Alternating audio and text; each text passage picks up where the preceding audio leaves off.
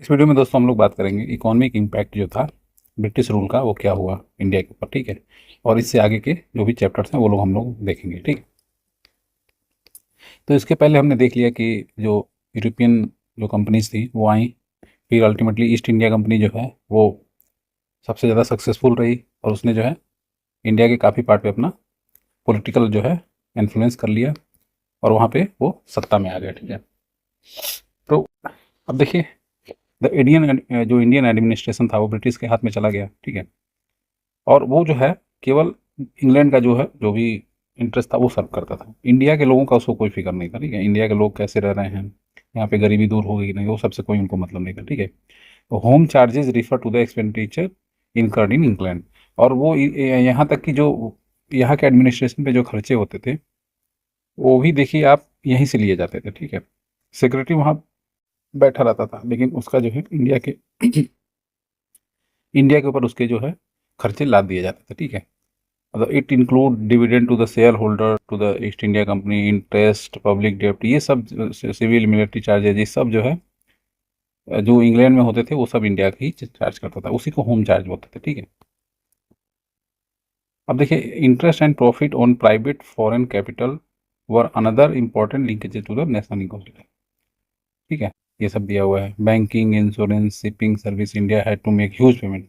और इंडिया के अंदर इंडिया जो भी करता था उसको काफ़ी ज़्यादा मात्रा में उसको पेमेंट करना पड़ता था। ठीक है।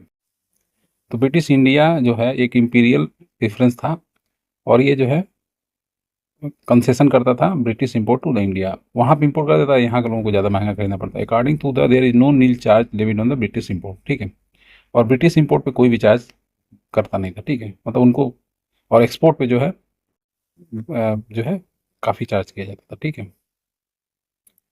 तो ये सब चीज़ें दी हुई, तो आप देखेंगे कि यही सब चीज़ें लिखी हुई हैं कि ब्रिटिश रूल जो है किस तरह से लिंक जो है हमारे जो वेल्थ ऑफ ड्रेन जिसको बोलते हैं, दादा भाई नेहरू जी ने एक टर्म दिया था वेल्थ ऑफ ड्रेन। तो कैसे देखें कि हमारा वेल्थ जो है इंग्लैंड पहुंच रहा है। ठीक है। और ये काफ़ी सालों तक चला, लगभग 100 साल तक चला। ठीक। अब आप देखेंगे कि 1793 में कॉर्नवालिस जो है ये परमानेंट सेटलमेंट लेके आता है लैंड रेवेन्यू का। ठीक है।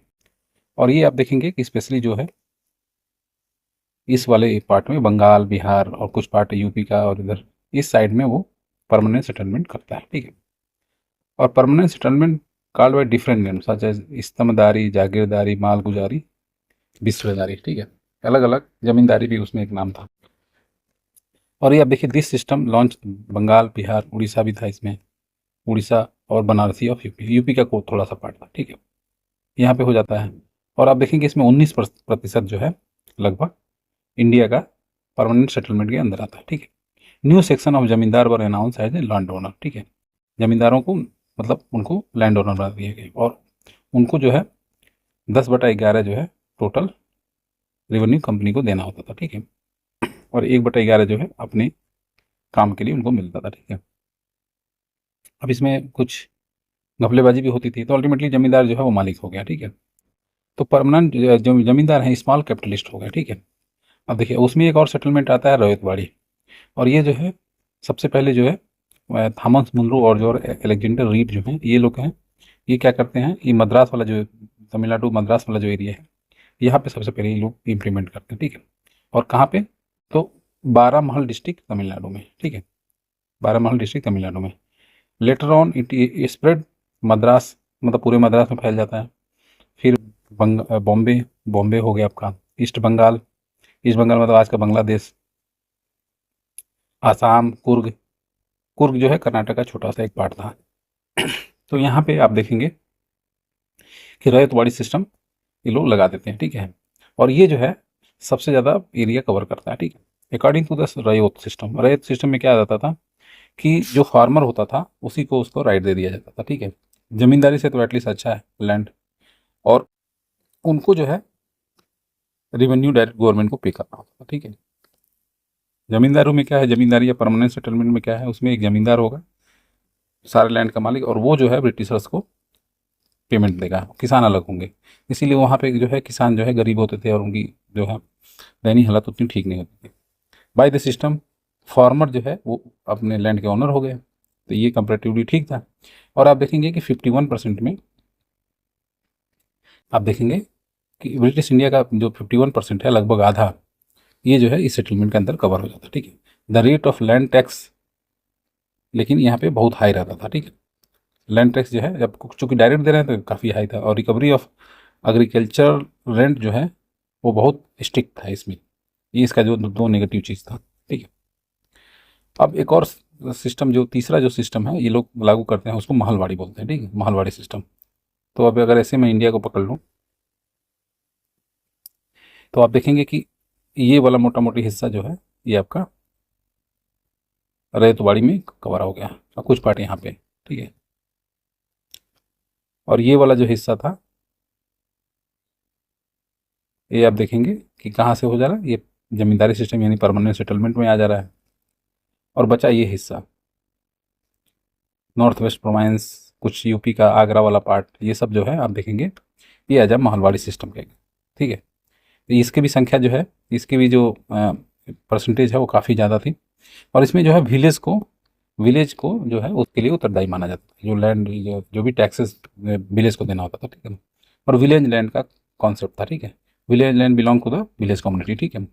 और कम्युनिटी जो है जॉइंटली रिस्पॉन्सिबल होती थी पेमेंट करने के लिए। ठीक है। तो 30% जो है, तो 51 हो गया परसेंट आपका महलवा सॉरी रोहितवाड़ी का, 19% हो गया आपका लगभग, 20% मान के चलिए, इसको 50 मान लीजिए, 20% हो गया लगभग परमानेंट सेटलमेंट, और 30% जो है महलवाड़ी कवर कर रहा है। तो 30 20 50 50 50 100 हो गया। ठीक है। तो 30% जो है अब ये कवर करेगा कौन, तो ये उत्तर प्रदेश, सेंट्रल पॉइंट्स यानी एमपी आज का, और पंजाब का कुछ। बाकी जो एरिया अलग अलग थे वो तो प्रिंसली स्टेट थे, तो वहाँ पे तो इन लोगों का चलेगा नहीं। वहाँ तो फिक्स जो है, जो वहाँ का प्रिंस जो राजा रहेगा उसके साथ जो भी सेटलमेंट है वो होगा। ठीक है। तो ये हमने 3 तरह के सेटलमेंट देख लिए। ठीक है। अब यहाँ पे यही चीज़ लिखा हुआ है कि constant flow of drain from India to England जाते रहा। ठीक है। और उसके बदले जो है इंडिया को कुछ भी इकोनॉमिक, कॉमर्शियल, कुछ भी मतलब इंफ्रास्ट्रक्चर का कोई बेनिफिट नहीं हुआ। ठीक है। तो इसीलिए हमारे जो उस समय के जो राष्ट्रवादी लीडर होते थे लोग, जो आज़ादी चाहते थे, उन्होंने एक कॉन्सेप्ट दिया, ड्रेन ऑफ द वेल्थ। ठीक है। Drain of the wealth India. और 1813 से पहले company had a recurring surplus and occurred. 1813 पहले तो कंपनी सरप्लस में मतलब माल बेचती हो रही थी, प्रॉफिट। ठीक है। Profit from its trade resulting monopolistic control, monopoly चलते थे, मतलब इंडियन मार्केट जो है सिर्फ इनके लिए एक तरह से था, समझ लीजिए। लोकल लोगों को कोई फायदा नहीं होता था। The surplus use by company as investment, जो सरप्लस प्रॉफिट हो तो वापस इन्वेस्टमेंट कर देती थी। तो ये सब जो आप देखिए चलता रहा अगेंस्ट। लेकिन जब यहाँ पे आ गया तो यहाँ पे इसकी मोनोपोली खत्म कर दी गई। तो इसके बाद जो है और लोग इन्वॉल्व हो गए, मतलब सबको मौका मिलने लगा। तो उसके बाद जो है थोड़ा सा रुका। ठीक है। Onward economic drain to form of unrequired requited export. ठीक है। तो उसमें आप देखेंगे कि दादा भाई नेहरू जी जो है उन्होंने सबसे पहले एविल्स ऑफ ऑल एविल्स, जो ड्रेन ऑफ वेल्थ को था उसको एविल्स ऑफ ऑल एविल्स बोला, और उसको जो है मेन कॉज बताया इंडियंस की पॉवर्टी का। ठीक है। और Dadabhai Nehru ji was the first most important propounder of drain of wealth theory. ये मैं ऑलरेडी बता चुका हूँ। इन्होंने क्या था, इन्होंने एक आर्टिकल लिखा था और बुक में था, English duty to the India. ठीक है। Poverty and British rule India, ये सब उन्होंने लिखा था। और इसी में उन्होंने बताया था कि the want and mean of the India on the commerce of India propound by drain theory, इसी उन्होंने बताया। आरसी दत्त भी एक आते हैं,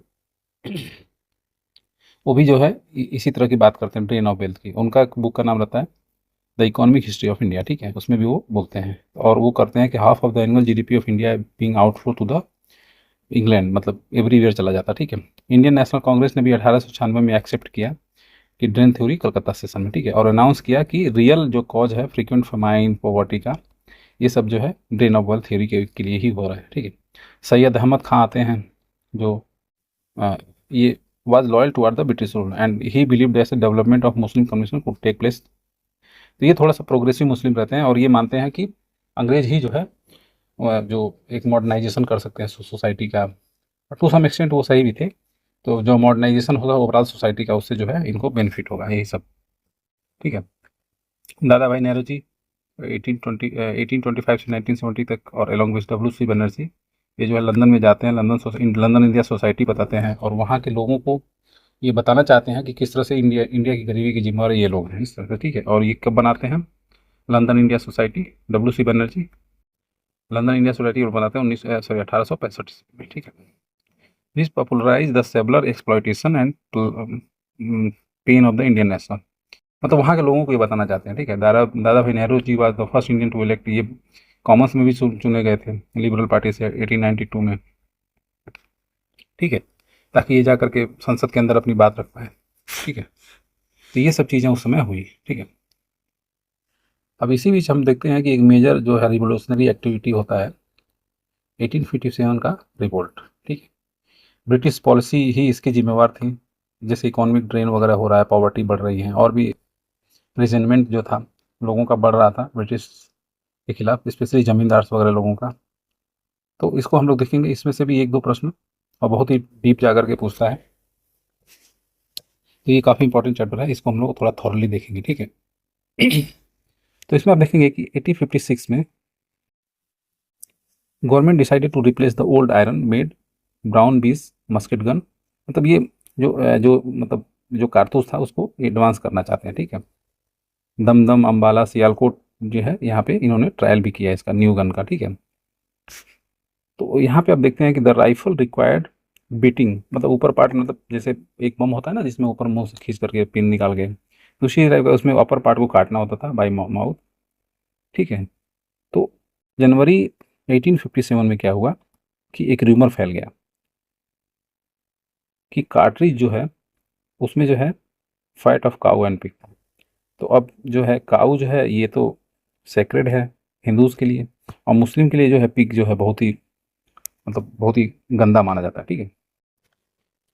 अब ये दोनों चीज़ें जो है जो फैल गई, तो आर्मी ऑफिसर्स जो है विदाउट एनी इन्वेस्टिगेशन जो है क्या किया, उन्होंने ये रूमर को फेक न्यूज़ बता दिया, ठीक है, उसको मतलब पता नहीं किया। लेकिन सोल्जर के अंदर ये बात फैल चुकी थी कि जो न्यू राइफल है वो इनकी रिलीजन को, और उस समय आप देखेंगे तो यहाँ पे इन लोगों का लॉस ऑफ कास्ट जो है ये सब खत्म हो रहा है, मतलब धर्म जा रहा है। और उसी बीच में आप देखेंगे कि जो ब्रिटिश जो क्रिश्चियन मिशनरीज थी वो भी काफ़ी एक्टिव थी। 1813 के बाद उनको अलाउ कर दिया गया था, ठीक है, 1813 के एक्ट के बाद। तो वो भी एक रीजन था, वो भी लोगों को धीरे धीरे पता चल गया था कि जो क्रिश्चियन मिशनरीज हैं वो इंडिया के अंदर आई हैं और वो जो है धर्म परिवर्तन वगैरह करा रही हैं। तो ये जो है और भी इनको मिल गया कि destroy the religion by Britishers, ठीक है। और उसके बाद क्या हुआ कि 29 मार्च 1857 को सोल्जर ऑफ बैरकपुर के जो सोल्जर थे उन्होंने रिफ्यूज़ कर दिया कि हम जो है ये बंदूक यूज नहीं करेंगे, और मंगल पांडे जो है एक सर्जेंट को मार देता है गोली, ठीक है, ठीक है, बैरकपुर में, ठीक है। और यहाँ से क्या होता है कि मतलब एक तरह से चिंगारी जो बोलते हैं ना वो यहाँ से स्टार्ट हो जाता है। तो अगर आप ऐसे देखेंगे इंडिया का मैप, तो ये बंगाल रहता था और यहाँ पे वो बैरकपुर में वो तैनात था, ठीक है। तो वहाँ पे वो मार देता है गोली और मर जाता है, ठीक है। जो तो यहाँ से the main reason of revolt of was exploitative policy of, ये तो मैं ऑलरेडी बता चुका, लेकिन यहाँ से ये इनिशिएट होता है, ठीक है। फर्स्ट इंसिडेंट यही होता है, ठीक है। And it was the Outplay of descendant grievance of Indian जो है सडन एक्सप्लोजन ऑफ वोल्केनो, ठीक है। ये सब लिखा हुआ कि क्या रीजन था, तो मेनली मैं बताया कि जो पॉलिसी थी ब्रिटिश की वही रिस्पॉन्सिबल थी, ठीक है। एंग्लो इंडियन हिस्टोरियन क्या बिलीव करते हैं कि सोल्जर के अंदर जो है एक डिसकंटेंट था, ठीक है, और फैट को लेकर के, ठीक है, काटे ये जो है ये तो इमीडिएट रीजन था, लेकिन जो जो पॉलिसी वगैरह जो लोग बना रहे थे, जैसे इन्होंने अब देखेंगे कि जो डलहौजी इसके पहले वाला जो वायसराय था, सॉरी गवर्नर जनरल था, वो क्या करता है सतारा वगैरह को डॉक्ट्रिन ऑफ लैब से ले लेता है, अवधों को जो है मिसमैनेजमेंट के आधार पे ये लोग ले लेते हैं। इस तरह से इनकी जो पॉलिसी थी ये सब ऑलरेडी लोग उबल रहे थे, ठीक है। लेकिन ये जो है सोल्जर्स, जब चूंकि सोल्जर्स जो है काफ़ी संख्या में थे, तो तो ये जो है मतलब इमीडिएट रीजन बन गया, ठीक है। लेकिन जो मॉडर्न हिस्टोरियन है वो मानते हैं कि और अदर रीजन थे, वही जो मैं सती पे बैन कर दिया तो वो भी लोगों को बुरा लग गया, चाइल्ड मैरिज वगैरह बंद किया तो वो भी बुरा लगा, इस तरह से विडो रीमैरिज वगैरह शुरू कर दिया तो वो भी बुरा लग गया। तो इस तरह से जो है जो कट्टर ऑर्थोडॉक्स जो हिंदू फैमिली थी उनको बुरा लग गया, ठीक है। The fat containing cartridge was just spark, वही ये केवल स्पार्क था, पहले से ही लोग जो है बारूद बन के बैठे हुए थे। और ये बहुत सारे political reason, social reason, religious, economic discontent, ये सब था, एक्सप्लॉटेटिव में पॉलिसी था, ये सब था, ठीक है। तो जो एक्चुअल रिवोल्ट था ये स्टार्ट कब होता है 10 मई 1857 को, ठीक है, 10 मई 1857 को मेरठ से। वहाँ पे जो है third Bengal light cavalry regiment जो है, third Bengal light cavalry regiment जो है क्या करती है, ये जो नया कार्ट्रिज था उसको मना कर देती है और अपने अथॉरिटी के अगेंस्ट रिबिलियन कर देती है, ठीक है, और उन्हीं ऑफिसर्स को गोली मार देती है, ठीक है, और कैदियों को वगैरह को सेल से छुड़ा लेती है और धीरे धीरे करके काफ़ी संख्या में हो जाते हैं ये, और ये सब लोग दिल्ली की तरफ मार्च करने लगते हैं। तो दिल्ली से मेरठ ज़्यादा दूर था नहीं, ऐसे 100 किलोमीटर जैसा ही है। वहाँ से ये लोग दिल्ली की तरफ निकल पड़ते हैं। मेजर जनरल विलियम हेवट ये जो करता है 22 यूरोपियन सोल्जर्स इसके पास रहते हैं, लेकिन ये जो है इतनी संख्या में इतने मतलब उग्र हो गए थे कि इनको इस वो रोक नहीं पाता है, ठीक है। और जो रिवोल्ट जो जो मतलब जो रिवोल्यूशनरी होते हैं वो क्या करते हैं, 10 मई को ये स्टार्ट होता है, 12 मई को जाकर के ये दिल्ली को कैप्चर कर लेते हैं, ठीक है। और उस समय जो सिंबल था वो क्या था, लोटस, कमल और रोटी, ठीक है। और खान बहादुर जो रोहिलखंड का था वो इस रिवोल्ट को लीड कर रहा था, जो बरेली का था, ठीक है। और जो है उसको जो है अ, उसको वायसराय बनाया गया। और किसने बनाया, मुगल बादशाह बहादुर शाह जफर, या बहादुर शाह सेकंड भी बोल सकते हैं। तो इसको इन्होंने शहंशाह घोषित कर दिया, बहादुर शाह जफर को, क्योंकि लास्ट मुगल राजा तो यही था, इसको लोगों ने शहंशाह बना दिया। और जो खान बहादुर खान था बरेली वाला, इसको जो है वायसराय बना दिया गया। तो अब अगर ऐसे देखें तो आप देखेंगे कि ये दिल्ली है, तो यहाँ पे एक रिवोल्ट हो रहा है। अब यहाँ से ऐसे झांसी है ये, अब झांसी में अलग रिवोल्ट हो रहा है, नव अवध ये है तो अवध में अलग रिवोल्ट हो रहा है। तो ये भी इन लोगों की कमियां थी कि अलग अलग जगह, यहाँ पे जगदीशपुर है बिहार में, यहाँ पे अलग रिवोल्ट हो रहा है, यहाँ पे लखनऊ के बगल में कानपुर है, यहाँ अलग रिवोल्ट हो रहा है। तो ये लोग पार्ट पार्ट में बट गए, बरेली में अलग, फैजाबाद में अलग कोई लीडर था, इलाहाबाद में अलग लीडर लीडर था, ठीक है। तो इस तरीके से जो है, अब पहली बात एक और कमी ये थी कि केवल नॉर्थ इंडिया में आप देख रहे हैं कि ये सीमित हो जा रहा है, इधर कोई कुछ नहीं हो रहा, पंजाब वगैरह महाराष्ट्र वगैरह यहाँ कुछ नहीं हो रहा है। तो ये कुल मिला के बिहार और यूपी, थोड़ा बहुत आसपास के एरिया जैसे एमपी में झांसी वगैरह हो गया, तो ये बहुत ही सिलेक्टेड एरिया में था। ये भी एक रीज़न बना इसका फेल होने का। तो अब देखिए रानी लक्ष्मीबाई जो हैं, ये 19 नवंबर को 1835 में गोलघर, प्रेजेंटली जो है वाराणसी में, ये जो है इनका जन्म होता है, ठीक है। और 14 साल में जो है ये महाराजा गंगाधर राव की इनकी शादी हो जाती है और वो मर जाते हैं, ठीक है। तो जो रानी लक्ष्मीबाई होती हैं, ये गंगाधर राव की विडो होती हैं। तो ये क्या करते हैं कि कोई लीगल सन दिए बिना ये मर जाते हैं, ठीक है। कोई they living any heir to the throne, ठीक है। अब डलहौजी क्या करता है, डॉक्ट्रिन ऑफ लैप्स से, ठीक है।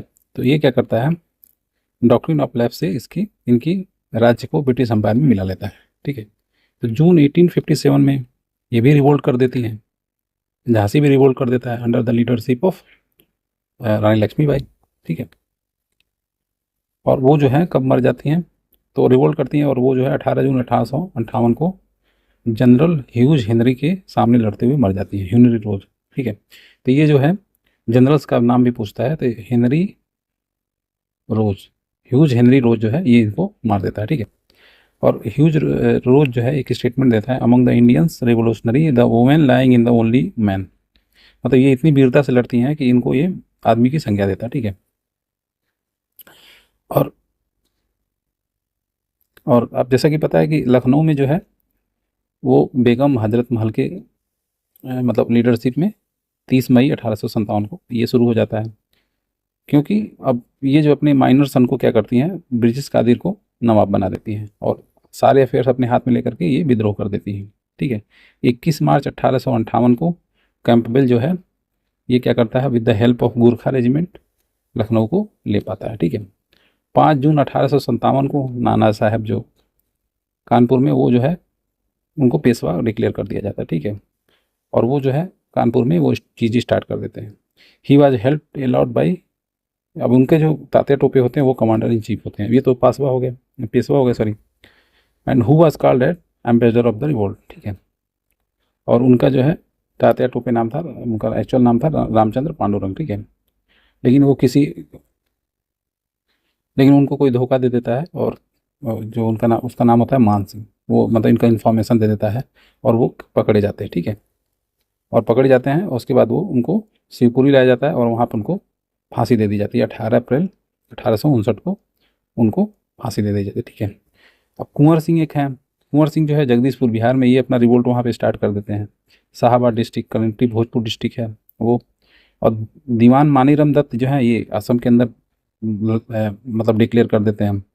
खंड पेशवार सिंह जो है उनके ग्रैंडसन जो लास्ट किंग होते हैं उनके मतलब बिहाफ है। ठीक है, ये स्टार्ट कर देते हैं। मानीराम दत्त को भी उसके बाद क्या किया जाता है कि इनको रिवोल्ट के कारण इनको हैंग कर दिया जाता है। ठीक है, अब एक ठाकुर कौशल सिंह है औवा के। ठीक है, और ये क्या करते हैं, जोधपुर के और इंग्लिश को ये आर्मी को हरा देते हैं। ठीक है, फिर बाद में इनको वो कैप्चर कर लिया जाएगा, वो एक अलग बात है। लेकिन मौलवी अहमदुल्ला शाह जो है, ये देखिए ये क्या करते हैं, फैजाबाद के अंदर ये रिवोल्ट कर देते हैं। देखिए अलग अलग पार्ट पे अलग अलग जगह पे लोग रिवोल्ट कर रहे हैं। ठीक है, और वो जो है इंग्लिश मैन को मार देते हैं और बहुत सारे मतलब इसमें अंग्रेज वगैरह भी मरे थे। ठीक है, he was native to the Chitpavan of Madras, बस ये, लेकिन यहाँ पे आ गए थे, फैजाबाद आ गए थे। ठीक है, चिन्नपट्टन मद्रास से ये यहाँ पे आ गए थे। ठीक है, और इन्होंने जो है जिहाद की एक तरह से डिफरेंट रिलीजियस बिहेवियर जो है stand against the English foreigner. ठीक, इनके खिलाफ मतलब सबको इकट्ठा करके इन्होंने उसको कर दिया। ठीक है, अब इसमें देखिए कि जो है इनको भी ब्रिटिशर्स ये मानते हैं कि बहुत ही मतलब ये बहादुर रहते हैं। ठीक है, और strong determination of all revolutionary, सबसे ज़्यादा मतलब इन्हीं को ये लोग प्रेस करते हैं। ठीक है, इनके ऊपर जो है इनाम भी रखा जाता है 50,000 का। ठीक है, मिर्जा गालिब जो है 1857 के रिवोल्ट को सारा इनको आंखों के सामने हुआ, तो इस पर इन्होंने शेर व शायरी भी खूब करी है। ठीक है, ही वॉज बोर्न इन 27 दिसंबर 1797 इन आगरा। ठीक है, आगरा में हुए थे और दिल्ली में इनकी मौत हुई थी। ठीक है, 15 फरवरी 1869 में। ठीक है, सिंधिया जब जो ग्वालियर सिंधियाज के थे, अब झांसी के तो रानी लक्ष्मीबाई होंगी, ये जो है लॉयल रहे ब्रिटिशर्स के। ठीक है, इन्होंने जो है कोई मतलब एक तो रिवोल्ट भी नहीं किया, ऊपर से इन्होंने हेल्प भी किया। ठीक है, तो मिनिस्टर ऑफ ग्वालियर जो था वो कौन था, सर दिनकर राव, और इनको जो है प्रेज किया था यूरोपियन हिस्ट्रियन ने। ठीक है, ड्यू टू हिज लॉयल्टी। ठीक है, और मिनिस्टर ऑफ हैदराबाद सलार जंग जो है ये भी जो है सेम काम किया था, लॉयल्टी किया था। मतलब हैदराबाद के नवाब भी थे, वो भी जो है इसमें आए नहीं। ठीक है, द रिवोल्ट ऑफ 1857 जो है वैसे तो बहुत ह्यूज एरिया में था ये, मैं आपको पूरा एरिया दिखा दिया, लेकिन अब देखेंगे पूरी पूरी इंडिया में इनको सपोर्ट नहीं था। ठीक है, लेकिन फिर भी ये जो है रिवोल्ट उतना सक्सेसफुल नहीं हुआ क्योंकि इंडिया मतलब यूनाइट नहीं था उस समय। ठीक है, अगर उसी समय यूनाइट हो जाता तो वहीं पे जो है इंडिया इंडिपेंडेंट हो गया होता।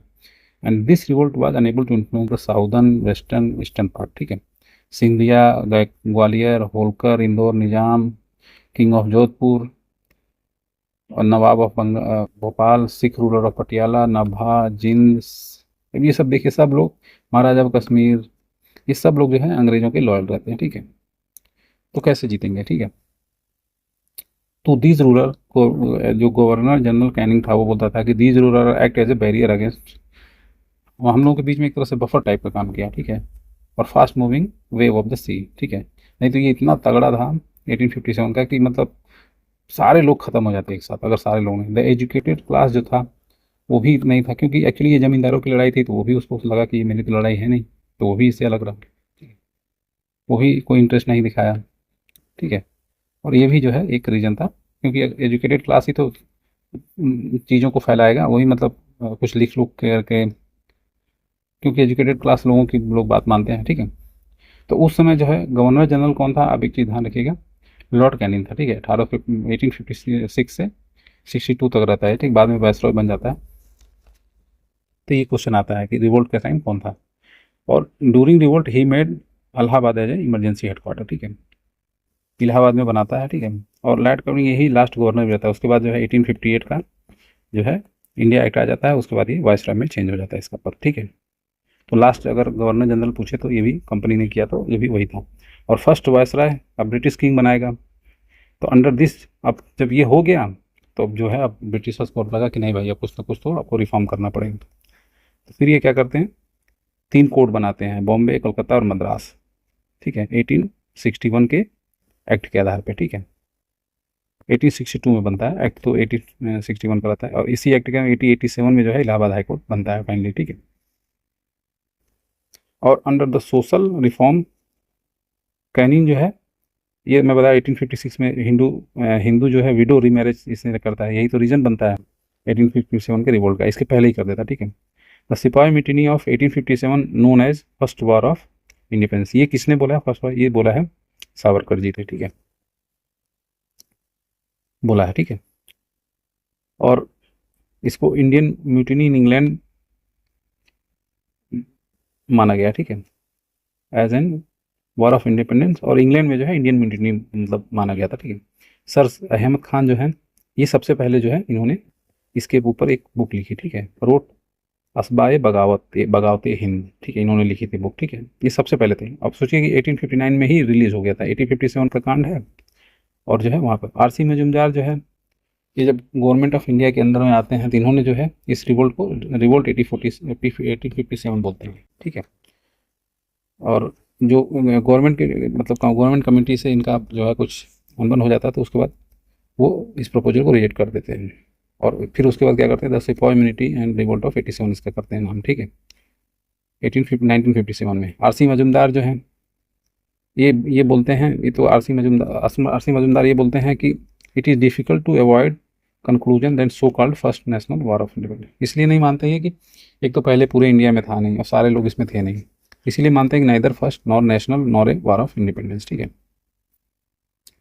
लेकिन इसके बाद आप देखिए कि द मोस्ट इंपॉर्टेंट आउटकम जो है 1857 के बाद क्या आता है, क्वींस का एक प्रोक्लेमेशन आता है 1858 में, ठीक है, और 1 नवंबर 1858 को डिक्लेयर होता है इलाहाबाद से, जो इमरजेंसी हेडक्वार्टर बना था लॉर्ड कैनिंग करवाता, ठीक है। और ये क्या करता है, कंपनी रूल को ख़त्म कर देता है वहीं पे, ठीक है। और ये जो है अब इंडिया जो है ब्रिटिश का रिलम बन जाता है, ठीक है, और डायरेक्ट कंट्रोल जो है क्राउन से होगा, ठीक है। और इसमें जो है ban of further British India expansion, अब एक्सपेंशन को अगर नहीं होगा प्रिंसली स्टेट, अब ये doctrine of lab subsidy lines ये सब नहीं चलेगा, अब जो जैसा है वैसा ही रहेगा, अब बस आपस में नेगोशिएशन और जो है आपस में अंडरस्टैंडिंग के आधार पे ही सारी चीज़ें चलेंगी। No further interference of religious matter, अब रिलीजियस मैटर नहीं किया जाएगा, सती वगैरह हुआ, विडो मैरिज हुआ, बाल विवाह हुआ, ये सब वो लोग बंद कर रहे थे, तो ये भी उनको दिक्कत हो गई थी, ये सब भी बोला कोई रिलीजियस मैटर में भी हम लोग बात नहीं करेंगे, ठीक है। इक्वल प्रोटेक्शन ऑफ लॉ जो है ऑल बिट मतलब सबके लिए होगा, उसमें कोई मतलब भेदभाव नहीं होगा, जैसे सिपाही जो सेना वगैरह रहती थी उसमें होता था ना, तो वो सब इन्होंने कहने के लिए तो इन्होंने बोल ही दिया कि कर देंगे, लेकिन बाद में एक भी कुछ फॉलो नहीं हुआ, ठीक है। आफ्टर सप्रेशन ऑफ 18 बोलो पील जो है कमीशन बनाई गई, पील कमीशन बनाई गई, पील कमीशन सेना में रिफॉर्म के लिए, ठीक है, पुलिस रिफॉर्म के लिए, ठीक है, इंडियन आर्मी बाई 18। अब इसके बाद देखेंगे कि पहले जो है इंडियन लोगों की संख्या ज़्यादा होती थी सेना में, आर्मी में, इसको कम कर दिया गया। Committee divided the army on the basis of caste religion, अब देखिए अब यहाँ पे फूट डालना ये लोग शुरू कर रहे हैं। अब मान लीजिए गोरखा रेजिमेंट से इन्होंने लखनऊ को जीता था, अब इसी तरह से ये अलग अलग जातियों को बना रहे हैं और वहाँ भेज देते थे, मान लीजिए किसी अदर कास्ट के लोग हैं तो दूसरे कास्ट के लोगों को भेज के वहाँ पर जीत लिया, इस टाइप से उन्होंने कर दिया, ठीक है। और नंबर ऑफ यूरोपियन सोल्जर जो है 45,000 से 1857 में उसको 65,000 कर दिया, और इंडियन ट्रूप 2,38,000 थे उसको 1,40,000 कर दिया, मतलब उसी हिसाब से कम कर दिया, ज़्यादा कर दिया, यूरोपियन को ज़्यादा कर दिया। और ये जो है गोरखा रेजिमेंट, ये दुनिया भर के रेजिमेंट जो बने थे ना, ये उसके बाद से बनने स्टार्ट हुए, ठीक है। The ratio of European to Indian soldier was 1/2 था, ठीक है, मद्रास में 1/3 था, लेकिन after the revolt Gurkha, Sikh, Punjab province, ये सब में अब देखिएगा अलग अलग जाति और उसके नाम पे इन्होंने शुरू कर दिया। जॉन बेनेट हैरजी जो है एक कमांडर था, कौन, बैरकपुर में, जब ये मंगल पांडे ने, इधर उधर थोड़ा लिखा हुआ है, मंगल पांडे ने जब मतलब रिवोल्ट स्टार्ट किया था तो उसमें कौन था कमांडिंग ऑफिसर, ये कभी क्वेश्चन आया होगा तो इसलिए यहाँ पे डाल दिया, ठीक है। तो ये चीज़ हो गया। अब पूछ रहा है कि विस्काउंट पाम्स्टन जो था ये था उस समय का प्राइम मिनिस्टर जब इंग्लैंड में हुआ था, ठीक है, और विक्टोरिया थी उसमें रानी, ठीक है, और उसका टेन्योर क्या था 55 से 58, और फिर जो है 59 में भी जीत जाता है और 65 तक रहता है, ठीक है। The revolt was poorly organised, अब ये सब रीज़न बता रहा है कि क्यों फेल हो गया, तो पुअरली ऑर्गेनाइज्ड था, नो कोऑर्डिनेशन कुछ नहीं था सेंट्रल लीडरशिप में, जो मुटनीर्स थे वो लैक ऑफ क्लियर अंडरस्टैंडिंग नहीं था कि क्या करना है, बस ये है कि आर्मी को मारते रहो, लेकिन एक प्लानिंग होती है कि क्या उसके बाद करना है। कोहेरेंट कोई आइडियोलॉजी नहीं था, प्रोग्राम नहीं था, पॉलिटिकल पर्सपेक्टिव नहीं था, लैक ऑफ यूनिटी था। बहादुर शाह जफर को बना दिया, वो उसके अंदर कोई लीडरशिप ही नहीं था, उसको क्यों बनाना था, किसी और को बनाना था, लेकिन जस्ट वो मुगल लास्ट टाइम मुगल था इसलिए उसको बना दिया। तो यही सब रीजंस थे। अब यहाँ पे देखिए ब्रिगेडियर जनरल जॉन निकॉल्सन जो है ये 23 सितंबर को दिल्ली में मर जाता है। ये दिल्ली को मतलब कैप्चर करना चाहता है। 12 मई को तो आप देखेंगे कि दिल्ली पे ये लोग जो मेरठ वाले लोग हैं वो कब्जा कर लेते हैं। तो ये निकल्सन मर जाता है। सन हेनरी मोंटोगोरी लॉरेंस जो है और major general Henry Havelock, brigadier general Neill, ये सब जो है लखनऊ में मर जाते हैं जब वहाँ रिवोल्ट होता है। तो जेम्स आउटरम और डब्ल्यू टेडियन जो है इसको, इतने लोग आप देखिए मर गए उस रिवोल्ट में, ठीक है।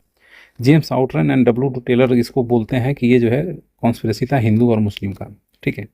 आउटरम जो क्या बोलते हैं, there was a Muslim conspiracy in which Hindu concerner were use the revolt, ठीक है। It was the only sepoy mutiny. Sepoy mutiny किसको कौन बोल रहा है, जॉन लॉरेंस बोल रहे हैं और सील बोल रहे हैं, ठीक है। टी आर होम्स क्या बोल रहे हैं, it was war between barbarism and civilisation, T R Holmes बोल रहे हैं। बी डी सावरकर बोल रहे हैं the first Indian war of independence बोल रहे हैं, ठीक है। उसके बाद आप देखेंगे कि the government historian on the independence Surendranath Sen क्या बोल रहे हैं इसको 1857, इन्होंने जस्ट 1857 बोल के एक बुक रिलीज की। तो ये सब चीज़ें हमने देखी 1857 से रिवोल्ट से रिलेटेड, ये काफ़ी इंपॉर्टेंट है। और कभी कभी तो दो से तीन प्रश्न जो है यहीं से आ जाते हैं, ठीक। उसके साथ साथ हम लोग दोस्तों देखेंगे कि अदर बहुत सारे छोटे लेवल पे सिविल रिवोल्ट वगैरह हुए, अपराइजिंग वगैरह हुए, रिवेलियन वगैरह हुए, ठीक है। तो 1857 तो बहुत लार्ज स्केल पे था, बहुत ही बड़े लेवल पे था, लेकिन छोटे छोटे गांव में, शहर में इस तरह के छोटे छोटे रिवोल्ट ट्राइबल लोग, किसान लोग, ये लोग करते रहते थे, ठीक है।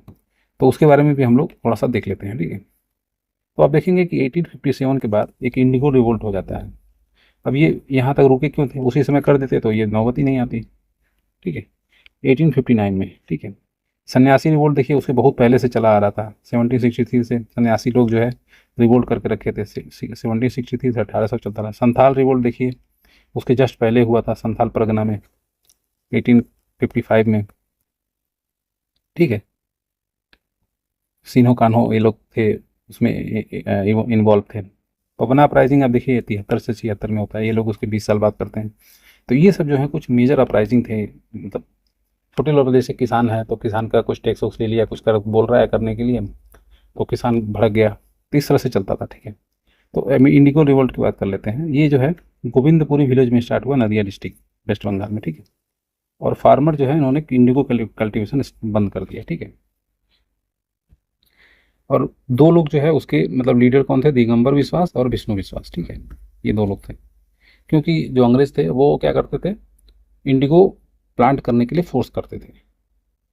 तो ये दोनों लोग थे, दिगंबर विश्वास और विष्णु विश्वास, इन्होंने क्या किया, इंडिगो कल्टीवेटर ये लोग काम करते थे। उसके बाद इन्होंने ऑर्गेनाइज किया। उसके बाद देखिए बाई 1860, अब ये लोग किए हैं 1859 में शुरू। अब ये देखिए नदिया, पपना, खुलना, ढाका, मालदा, दिजनापुर, दिनाजपुर, ये सब जो है सारी जगह फैल गया। और इंटेलिजेंसिया जो है बंगाल की वो भी इसमें पब्लिक मीटिंग वगैरह करने लगी, जर्नल्स आर्टिकल वगैरह लिखने लगी, न्यूज़पेपर वगैरह फैलाने लगी, ठीक है। इस मूवमेंट में मतलब काफ़ी लेवल पे, मतलब लगभग आधे बंगाल में ही फैल गया। हरीश चंद्र मुखर्जी जो हिंदू पैट्रियट के एडिटर हैं, उन्होंने जो है काफ़ी इसमें रोल किया, मतलब रोल प्ले किया, ठीक है। और थ्रू नील दर्पण जो है दीनबंधु मित्रा जो है ओपनली इसके बारे में इन्होंने विजुलाइज किया। और वहीं पे जो है इन्होंने वंदे मातरम सॉन्ग जो है ड्राइव किया। तो ये हमारे लिए इम्पोर्टेंट इसलिए हो जाता है कि जो हमारा आज के डेट में नेशनल सॉन्ग है वो यहीं से ओरिजिनेट हो रहे हैं, ठीक है। और फेमस नॉवेल जो है आनंदमल बैंकिंग का चटर्जी जो है, यहीं से वो मतलब उसका इंस्पिरेशन लेते हैं, ठीक है। द प्लॉट ऑफ द जो जो प्लॉट था नोवेल का वो सन्यासी रिपोर्ट था, ठीक है। और वंदे मातरम जो है पहली बार कब गाया गया, कलकत्ता सेशन 1896 में। वहाबी मूवमेंट आप देखेंगे स्टार्ट हो जाता है 4th and 7th decade of 19th century, ठीक है। और ये जो है वहाबी मूवमेंट मतलब वही थोड़ा मुस्लिम के अंदर थोड़ा सा जो है फंडामेंटल बनने के लिए, इस टाइप का मतलब थोड़ा सा ऑर्थोडॉक्स टाइप का बनने के लिए, ठीक है। सैयद अहम बरेलवी जो है, बरेलवी जो राय बरेली के थे वो जो है इसके मेन जो है लीडर थे, ठीक है। और वो जो है अब्दुल वहाब ऑफ अरब से इंस्पायर्ड थे, ठीक है। The movement was majorly inspired by Shah Waliullah in Delhi, ठीक है। By this effort the Syed Ahmad Barelvi this ideology soon spread in the North West Frontier. अब कहाँ कहाँ फैल गया, Bengal, North West Frontier, Bihar, Kabul, Central Province से सब फैल गया। ही कैप्चर्ड पेशावर, और यहाँ तक कि कैप्चर पेशावर को कैप्चर भी कर लिया है, ठीक है। लेकिन बाद में मर गए in the battle of Balakot. तो फिर वो उसको ब्रिटिश अपने कब्जे में ले लिए, ठीक है। और जब पेशावर उन्होंने कब्जा किया तो उन्होंने अपना कॉइन वगैरह भी चला दिया। After the death of Syed Ahmad Barelvi Patna became the centre of Wahabi movement. बाद में जब ये मर गए तो अब लोगों के अंदर तो बात रही जाती है, तो लोग जो है फिर पटना के सेंटर के अंदर ये मूवमेंट मतलब इंटरनली वो चलता रहा, ठीक है, ठीक है। During the period of leadership was provided by, अब उस समय पीरियड में जो लीडर कौन कौन थे, तो मौलवी कासिम थे, विलायत अली थे, इनायत अली थे, अहमदुल्लाह थे, ठीक है। आफ्टर पटना इसके जो ब्रांचेज है और कहाँ कहाँ खुले, हैदराबाद, मद्रास, बंगाल, यूपी और बॉम्बे में खुले, ठीक है। ये बात हो गई आपकी वहाबी मूवमेंट की, ठीक है। अब हम लोग बात करेंगे कुका मूवमेंट की, ठीक है। कुका मूवमेंट जो है मोर और लेस जो सिमिलर था वहाबी। अब कुका जो है ये पंजाबियों के अंदर, सिख के अंदर ये चीज़ थी, ठीक है। तो जैसे वहाबी लड़ रहे थे वैसे कुका स्टार्ट किया, ठीक है। Both started as a religious movement, ठीक है, बट लेटर जो है ये पॉलिटिकल में कन्वर्ट हो गया। पहले तो वहाबी मूवमेंट जो है ऐसे हुआ कि हम लोग जो है पूरे तरह से कुरान वगैरह को मानेंगे, ठीक है, उस टाइप का था। जो मॉडर्नाइजेशन है उसको अपोज करेंगे इस टाइप से। लेकिन बाद में जो है अल्टीमेटली ये है कि अंग्रेज हैं पॉलिटिकल, मतलब जो किंग हैं वो लोग हैं, तो अल्टीमेटली उनको पहले हराना पड़ेगा, तब हम लोग सत्ता लेकर के उसको इम्प्लीमेंट कर पाएंगे इस टाइप से, ठीक है। तो which has a common goal of exclusion of Britishers in India, ठीक है। तो भगत जवाहर मल जो है ये कुका मूवमेंट के नोन एज सियान साहब, ये जो है वेस्टर्न पंजाब में ये इनके लीडर बनते हैं, ठीक है। The main objective movement was to cleanse the Sikh religion of superstitious evil practices, ठीक है। ये सब 1872 में जो है इसके लीडर कौन बन जाते हैं, राम सिंह। उनको जो है बाद में ब्रिटिश से जो है रंगून भेज देते हैं और 1885 में वो मर जाता है। अब फिर एक और मूवमेंट आता है पागलपंथ, ठीक है। और ये जो है सेमी रिलीजियस रहता है। सेमी रिलीजियस मतलब हाफ रिलीजियस और हाफ पॉलिटिकल। और इसके जो नेता रहते हैं वो कर्मशाह रहते हैं, और ये ट्राइबल लोगों का रहता है, ठीक है। और वो ये जो है अपने आप को ऑर्गेनाइज करते हैं अंडर द करीम शाह हसन टीपू के अंदर में, to fight against the operation of zamindar. तो मतलब जमींदार अल्टीमेटली जब ब्रिटिशर्स के जो है ये लोग मैसेंजर वगैरह थे, तो इन्हीं के थ्रू ये जो है एक्सप्लॉइटेशन होता था। तो ये जो है उन्हीं के अगेंस्ट जो है इन लोग शुरू कर दिए। और टीपू जो है शेरपुर को कैप्चर कर लेता है 1825 में, और अपने आप को वहाँ का किंग घोषित कर देता है। और he became so powerful that he started exercising sovereign power like a जज, मतलब खुद ही सब कुछ करने लगता है, मजिस्ट्रेट सब बन जाता है। तो ये हो गया आपका पागलपंथी विद्रोह के बारे में, ठीक है। और फराजी जो थे वो मुस्लिम थे, ठीक है। वो हाजी शरीयतुल्लाह ने फरीदपुर बंगाल ईस्टर्न बंगाल में बनाया था उसको। और वो जो है रेडिकल मतलब थोड़ा Orthodox social practices political change वगैरह चाहते थे, ठीक है। और उनके जो बेटे थे दादू मियाँ, उन्होंने अपने फॉलोअर्स को ऑर्गेनाइज किया और फिर वो जो है इंग्लिश को बाहर भगाने के लिए उन्होंने विद्रोह किया, ठीक है। दिस रिवोल्ट कंटिन्यू फ्रॉम 1818 से 1860, तो काफ़ी लंबा चला, लगभग 50 साल चला, ठीक है। At the end of the followers, बाद में जो है यही फॉलोअर्स इनके जो है ये वहाबी मूवमेंट में मतलब मिल जाते हैं, मर्ज हो जाता है, ठीक है। अब वेलेजली जो है 1805 में ये महाराजा ट्रावनकोर को क्या करता है, जो केरला के रहते हैं इनको सब्सिडरी अलायंस एक्सेप्ट करने पे मजबूर करता है। तो महाराजा जो है बहुत अनहैप्पी रहते हैं, ठीक है। और वो ये चाहते नहीं हैं। With this alliance he was hesitating toward the compelling some other term, ठीक है। और the behaviour of English resident was rude.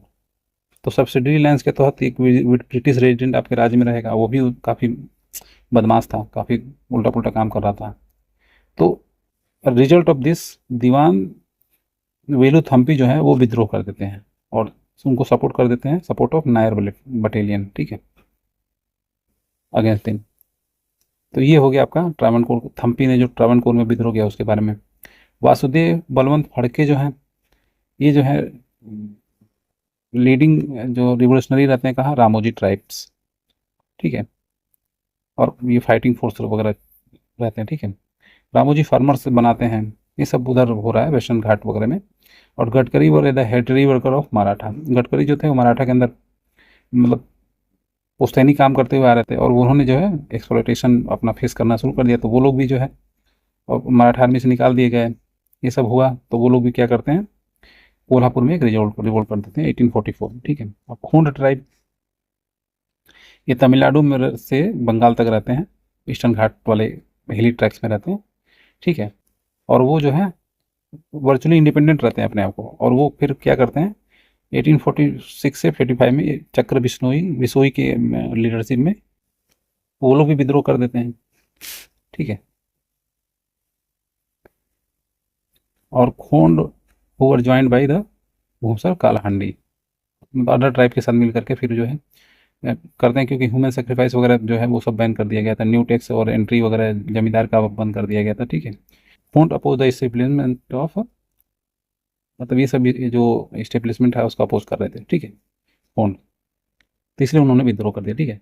अब कोल रिवोल्ट जो था ये बुद्धो भगत ने स्टार्ट किया छोटा नागपुर एरिया में 1831 से 32। ठीक है। और ये जो है 1848 तक कंटिन्यूस चलता रहा। बघेरा रिवोल्ट आप देखेंगे ये बड़ौदा में चलता है, इंग्लिश ये 1818 से 1819 तक। तो ये नॉर्मली जो क्वेश्चन आता है तो वो आप देखेंगे कि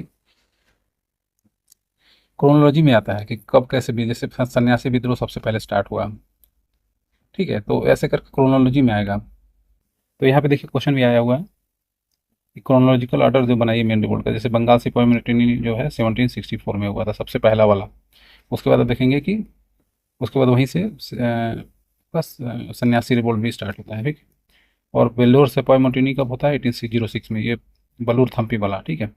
ट्रावनकोर के राजा वाला वेलेजली जो है, वेलेजली जो जब वो करता है क्या नाम है सब्सिडी अलायंस वगैरह उनको मजबूर करता है करने के लिए, तो वहाँ पे देखेंगे कि नायर जो नायर बटालियन थी वो जो है इसमें विद्रोह कर देती है। रिवोल्ट ऑफ कच्छ 1819 में आता है। कोल रिवोल्ट होता है 1831 से 32। संथाल रिवोल्ट होता है 1855 से 56। तो संथाल रिवोल्ट जो है ये काफ़ी इंपॉर्टेंट माना जाता है, इंपॉर्टेंट रिवोल्ट ट्राइबल रिवोल्ट रहता है। ये जो है आपका छोटा नागपुर वाले एरिया में, बिहार झारखंड वाले एरिया में ही होता है।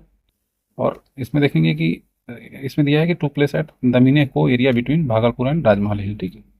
मनी लेंडर और ब्रिटिशर्स के अगेंस्ट ये सब स्टार्ट होता है। उसमें जो जो लोग इन्वॉल्व रहते हैं, इंटरेस्ट देखिए 50 टू 500% तक इंटरेस्ट ले लेते हैं संथाल बरोबर से। ये लोग मनी लैंड करते हैं, फिर जो जब वो लोग पूरा नहीं कर पाते तो इतना ज़्यादा इंटरेस्ट लेते हैं। तो ये सब रीजन बना, तो सिंधो कान्हू चंद और भैरव जो है ये जो चार भाई थे ये जो है इसके लीडरशिप में आकर के ये लोग इस विद्रोह को किए। ठीक है। और इन्होंने बोला कि God said to be that this country not for the bosses. ठीक है। God will fight from our side, ये सब भगवान वगैरह का लेकर के फिर रिवॉन्ड करते हैं। और ये जो है 1855 से 1856 तक ये काफ़ी दिन चलता रहता है। ठीक है।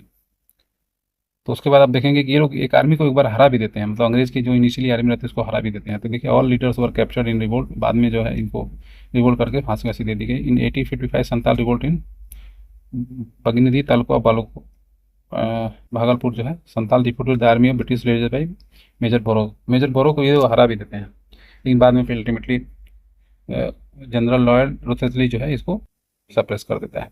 तो पहले बोरो हारता है और जनरल लॉयड जो है ये जीत जाता है। ठीक है।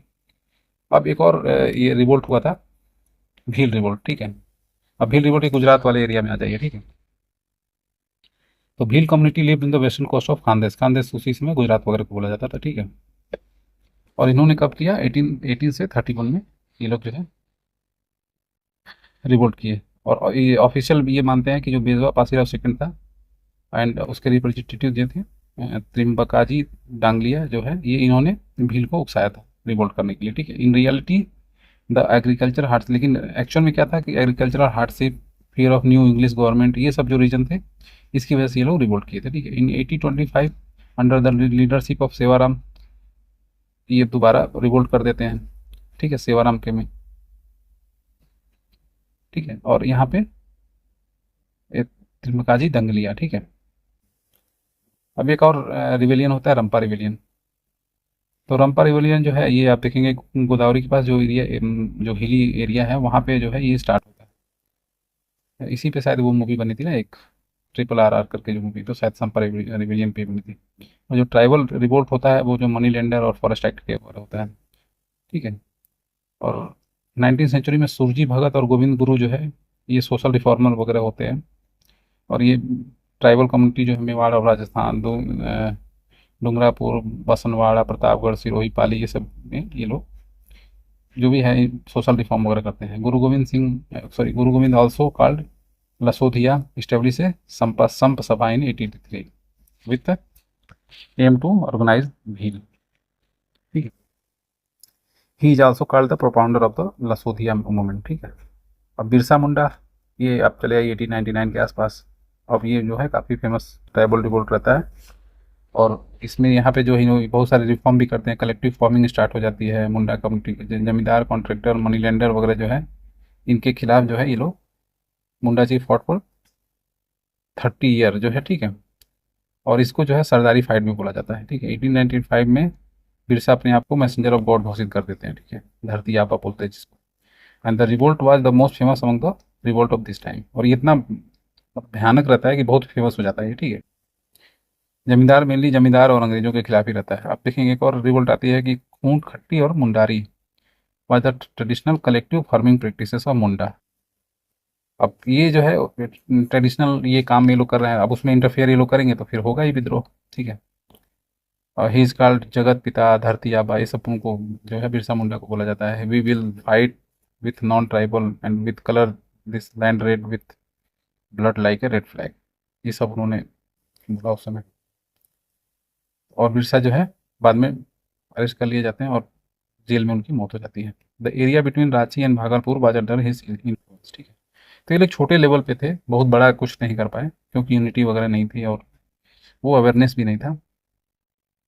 और एक सिंह बोंगा करके एक गाना था, रिनाम सिंह द वासिक ऑफ अदरकट, मतलब ये लोग जो है यहीं से आप देखेंगे एक सरना धर्म वगैरह भी शायद चला है, उसी का कॉन्सेप्ट पे है। ठीक है, ठक्कर बाबा use the word Adivasi.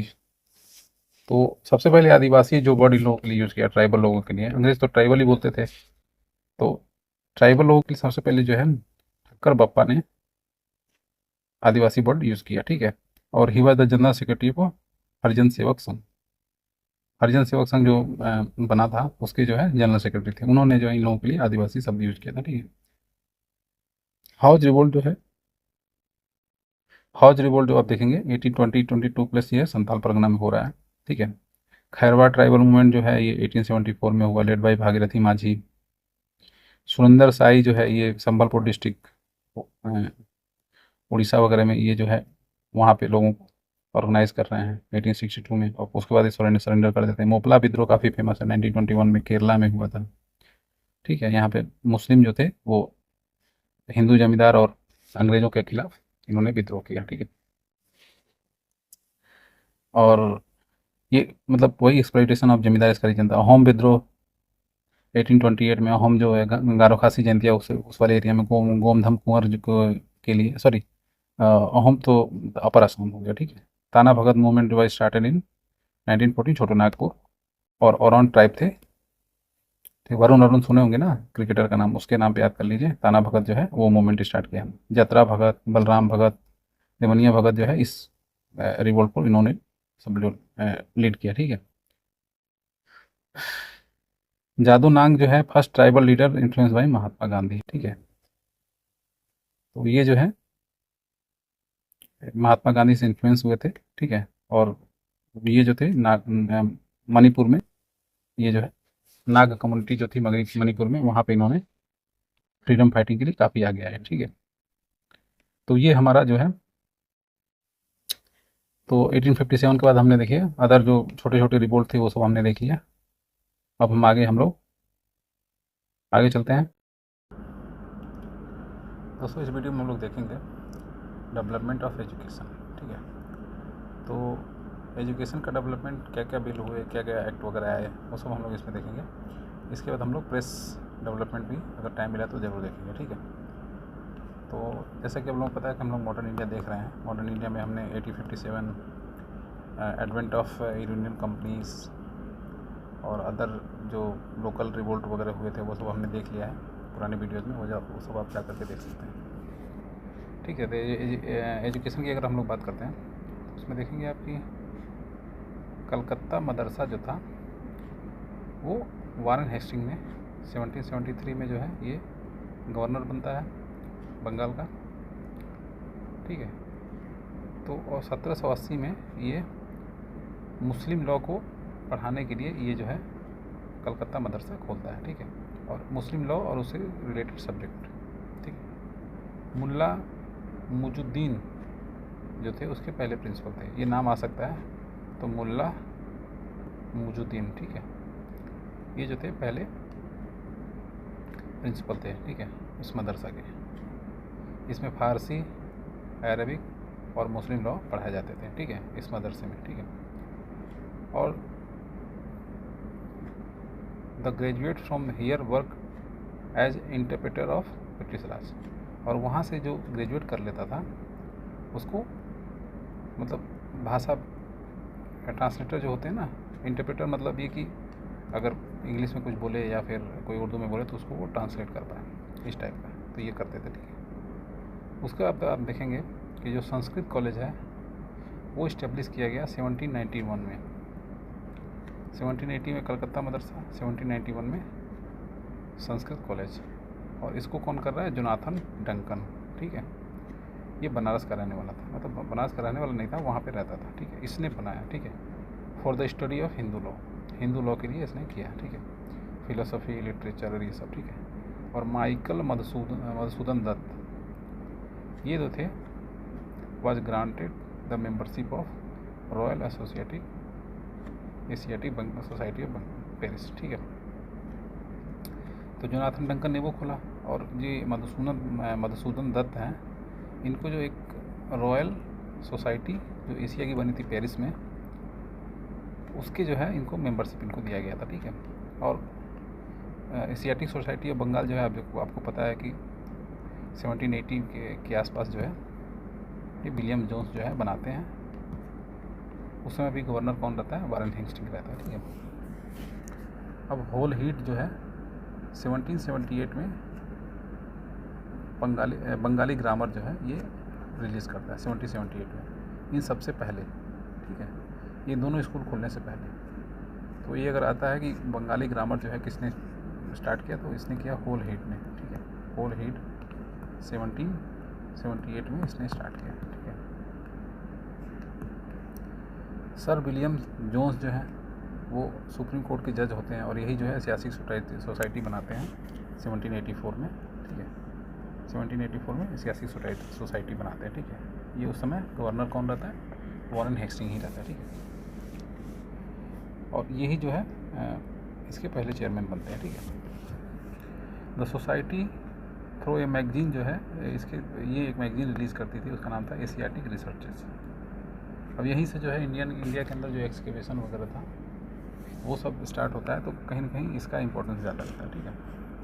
And try to shed light on Indian past, तो भाई इंडिया का जो पास्ट है, हिस्ट्री है, जो रिनाउंड हिस्ट्री है, जो इतना फेमस हिस्ट्री है, महान हिस्ट्री है, वो सबको करने के लिए 1784 में एशियाटिक सोसाइटी ऑफ बंगाल जो है बनाया गया, ठीक है। इन दिस ऑर्डर 1789 में एक ट्रांसलेशन किया अभिज्ञान शाकुंतलम का कालिदास से इंग्लिश में किया गया। अभिज्ञान शाकुंतलम के राइटर कौन है? कालिदास है। तो इनकी जो अभिज्ञान शाकुंतलम थी उसका 1789 में आप देखेंगे कि ट्रांसलेशन हो रहा है, ठीक है। To analyse the educational development after 1854। अब एजुकेशनल डेवलपमेंट के बारे में थोड़ा बता दूं कि 1813 में जो है 1 लाख रुपए एजुकेशन पे खर्च करना है, ये सब प्रोविज़न दिया हुआ था, लेकिन कुछ हुआ नहीं। तो 1854 में आपने देखा कि इसके बाद जो है क्या क्या हुआ, क्या नहीं हुआ। अब 1854 में आप देखेंगे वोट डिस्पैच आता है, ठीक है। इसमें महिलाओं के लिए ये सब वगैरह एजुकेशन वगैरह के लिए कुछ उसमें आता है। लेकिन 1882 में क्या होता है कि W हंटर के नाम से एक कमीशन बनता है, ताकि वो लोग एनालाइज़ करें, मतलब कमेटी जो है एनालाइज़ करेगी कि क्या क्या रिफॉर्म करना है, क्या क्या कमियां हैं, वो सब जो है। और ये जो रिपोर्ट है ये किस पे होती है? Reform and development of primary education पे होती है, ठीक है। प्राइमरी एजुकेशन को स्ट्रॉन्ग करने के लिए ये सब किया जाता है। और देखेंगे 8 नवंबर 1905 को रंगपुर नेशनल स्कूल का इस्टेब्लिशमेंट हुआ। इसलिए हुआ कि उसमें आप देखेंगे कि स्वदेशी वगैरह का माहौल बन गया था, तो लोगों को लगा कि नहीं, ब्रिटिशर्स जो स्कूल खोल रहे हैं वो उससे इतर हम लोग जो है अपना देसी जो है, इसीलिए इसका नाम रंगपुर नेशनल स्कूल खोला। It was the first milestone जो था ये था नेशनल एजुकेशन के लिए, ठीक है। और 16 नवंबर 1905 को आप देखेंगे कि एक सेशन जो है ऑर्गेनाइज किया गया कोलकाता में, और वहाँ पे जो है national council of education Bengal जो है, ताकि ये लोग जो है साइंस वगैरह पढ़ाएँ, नेशनल लिटरेचर वगैरह पढ़ाएँ, टेक्नोलॉजी वगैरह पढ़ाएँ, ये सब के लिए खोला गया, ठीक है। NCERT यहीं से इवॉल्व हुआ, ठीक है। 15 अगस्त 1906 को SC मुखर्जी और अदर जो लोग हैं वो नेशनल काउंसिल ऑफ बंगाल जो है इस्टेब्लिश करते हैं, ठीक है। तो अब यहाँ पे वही चीज़ लिखा हुआ है कि चार्टर एक्ट 1813 के आधार पे 1 लाख रुपए खर्च करना था। सैडलर कमीशन आया, जो एजुकेशन से रिलेटेड जो भी गवर्नमेंट इंस्टीट्यूट है वो स्टडी करेगी। ये जो है सैडलर कमीशन 1917 में आया था, ठीक है। पॉसिबिलिटी ऑफ कलकत्ता यूनिवर्सिटी के अंदर जो भी रिफॉर्म वगैरह करने हैं उसके लिए आया था। 1917 में M.E. सैडलर हुआ the vice chancellor of lead university. तो लीड यूनिवर्सिटी जो है इंग्लैंड में थी, ठीक है, इंग्लैंड में, ठीक है। उनको अपॉइंटमेंट किया गया था, और ये जो है इस सैडलर कमीशन के चीफ कमिश्नर थे। आशुतोष मुखर्जी और जो डॉक्टर जियाउद्दीन अहमद थे ये इसके मेंबर थे। तो इनको मेंबर इसलिए बनाया गया था ताकि इनको ये लोग हेल्प करें कि क्या क्या उससे रिलेटेड क्या क्या डेवलपमेंट करना है, ठीक है। और जो है कमीशन को ये बोला गया कि कलकत्ता यूनिवर्सिटी से एजुकेशन से रिलेटेड आप जो है अपना रिपोर्ट बनाइए, ठीक है। तो the commission suggested that improvement is desired the education of university. तो अगर यूनिवर्सिटी का बढ़ाना है तो आपको सेकेंडरी स्कूल का एजुकेशन आपको करना पड़ेगा, ठीक है। तो विलियम बेंटिक है 1832 के आसपास, आप देखेंगे ये जो है मैकाले को लॉ मेंबर अपने अंदर बना लेता है, और ये जो है क्या करता है, हेड करता है पब्लिक एजुकेशन कमेटी को। अब यहीं से इंग्लिश एजुकेशन जो है इंडिया के अंदर घुसेगा, ठीक है। Of Bengal to present a description of the dispute regarding the medium of language, ठीक है। अब वर्नाकुलर होगा या इंग्लिश होगा, ये सब जो है मैकाले के अंडर में ही एक पब्लिक एजुकेशन कमेटी बनाई जाती है, ठीक है। और मैकाले जो है इंग्लिश को इंडियन लैंग्वेजेस का मीडियम बनाता है, ठीक है।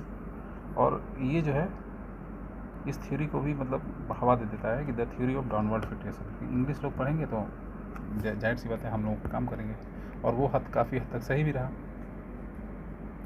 ठीक है। और ये जो थ्योरी ऑफ डाउनवर्ड फिल्ट्रेशन जो है ये एजुकेशन सेक्टर से रिलेटेड है, जब इंग्लिश को पूरे इंडिया के अंदर मीडियम बनाया गया, ठीक है। According to this theory education should first granted higher education of the society, ठीक है।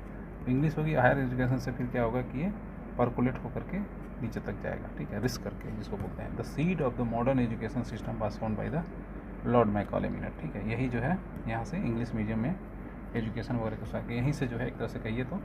और 1813 में तो एक्ट बना था तो वहाँ पे तो कुछ हुआ नहीं, लेकिन 1833 के एक्ट के बाद जब मैकाले जो लॉ मेंबर बनता है, लॉर्ड विलियम बेंटिक के मतलब जो एग्जीक्यूटिव काउंसिल थी उसमें जब ये लॉ मेंबर की एंट्री होती है तो वहाँ से ये सब कुछ बदलता है, ठीक है। और लॉर्ड मैकाले जो था वो इंडियन लर्निंग के मतलब फेवर में तो था, लेकिन वो इन्फीरियर मानता था compare to the European learning के, ठीक है।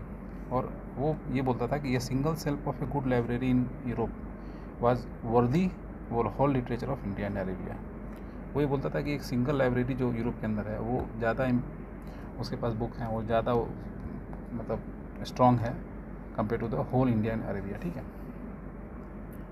और इसका जो प्रपोजल था मैकाले का वो विलियम बेंटिक ने 7 मार्च 1835 को एक्सेप्ट कर लिया, ठीक है। और वहाँ से जो है English was the officially accepted as the medium of Indian education, ठीक है। और मैग्ना कार्टा जो है आप देखिए एजुकेशन इंग्लिश एजुकेशन किसको बोला जाता है, चार्ल्स। अब यहाँ तो ये एक्सेप्ट कर लेता है, लेकिन चार्ल्स वुड डिस्पैच आता है 1854 में, ऊपर इसके लिए मैं बात किया हूँ, ठीक है। और वहाँ से आप देखेंगे कि कम्प्रहेंसिव प्लान जो है बनाया गया इंडियन एजुकेशन में। और यहाँ पे ही आप देखेंगे कि 3 यूनिवर्सिटी की बात की गई, कलकत्ता, मद्रास और बॉम्बे, ठीक है। और वो किसके पैटर्न पे होंगे, लंदन यूनिवर्सिटी के पैटर्न पे, ठीक है। तो ये हो गया। अब ये तो सब सारे एफर्ट जो है ब्रिटिशर्स मार रहे हैं, लेकिन आप देखेंगे कि D.K. कर्वे जो थे इन्होंने पहली वुमेन यूनिवर्सिटी बनाई, ठीक है, महाराष्ट्र के अंदर बॉम्बे में, ठीक है। और कर्वे जो थे वो सोशल रिफॉर्मर थे, तो तो पहली वीमेन यूनिवर्सिटी की अगर बात करेगा तो वहाँ पे नाम आएगा डी.के. कर्वे का, ठीक है। और सोशल रिफॉर्मर और रिफॉर्मर थे महाराष्ट्र के। 1896 में उन्होंने जो है होम फॉर विडो बनाया, ठीक है, जो जो मतलब विधवाएँ होती थी उनके लिए एक घर बनाया, ठीक है। और उसका नाम है नाउ महर्षि कर्वे स्त्री शिक्षा संस्था, ठीक है, पूना के अंदर, ठीक है। और वो खुद जो है शादी किए थे ब्राह्मणी विधवा से, ठीक है। और 1958 में उनको जो है भारत रत्न अवार्ड भी मिला गया था उनके सोशल वर्क के लिए। विमेन एजुकेशन खोला, विधवाओं के लिए शादी की बात की, उनके लिए आश्रम वगैरह बनाए, खुद भी ये जो है एक विधवा से शादी किए। तो उस ज़माने के हिसाब से ये काफ़ी रिवोल्यूशनरी स्टेप माना जाता था। New English School was started by वी.के. चिपलुमकर, ठीक है। और बाल गंगाधर तिलक और जी.जी. अगरकर जो है 1880 में पूना में जो है ये बनाते हैं। अच्छा सॉरी, न्यू इंग्लिश स्कूल जो है स्टार्ट कौन करता है? चिपलुमकर, बाल गंगाधर तिलक और जी.जी. अगरकर 80 में। और यही जो है बाद में डेक्कन एजुकेशनल सोसाइटी बन जाती है, ठीक है। यही लोग रहते हैं, चिपलुमकर, रानाडे और बी.जी. तिलक, ठीक है। और MB. Joshi was the main founder of this society, ठीक है। अब यहाँ से राजा राम मोहन राय के बारे में देख लेते हैं। Raja Ram Mohan Roy was among earliest propagator of the modern education. तो ये भी जो है उसी के फेवर में थे। और इन्होंने डेविड हेयर एंड अलेक्जेंडर डफ के साथ मिल करके 1817 में, 1813 में तो वो एक्ट आ रहा है, 1817 में क्या बना रहे हैं? हिंदू कॉलेज बना रहे हैं, ठीक है। मायो कॉलेज जो है अजमेर में बन रहा है 1875 में। मुस्लिम ओरिएंटो कॉलेज जो है ये अलीगढ़ में 1875 में, इसके सर सैयद अहमद खान जो है इसके बनाते हैं, ठीक है। दिल्ली कॉलेज बनती है 1824 में, ठीक है। मदन मोहन मालवीय जो है वो रिलीजियस एजुकेशन को मतलब इंडियन यूनिवर्सिटी में चाहते हैं, और इसके लिए उन्होंने 1916 में बनारस हिंदू यूनिवर्सिटी बनाया। और ख़ुद जो है वाइस चांसलर ऑफ रहे 1919 से 1939 तक। और वो उन्होंने क्या क्या पब्लिश किया? बहुत सारे मैगजीन पब्लिश किए हिंदी और इंग्लिश में, such as Hindustan, the India union, Abhyudaya, Maryada, ठीक है। तो ये हम देख सकते हैं कि एजुकेशन डेवलपमेंट जो इंडिया के अंदर हो रहा है उसमें हंटर कमीशन का क्या रोल है, आपका वुड डिस्पैच का क्या है, मैकॉले मिनट क्या है, सैडलर कमीशन क्या है। तो अगर एक हम एक क्रोनोलॉजी देख लेते हैं अगर, तो उसमें आप देखेंगे कि 1813 में 1 लाख रुपए की बात होती है। 1817 में हिंदू कॉलेज बनाते हैं राजा राम मोहन राय,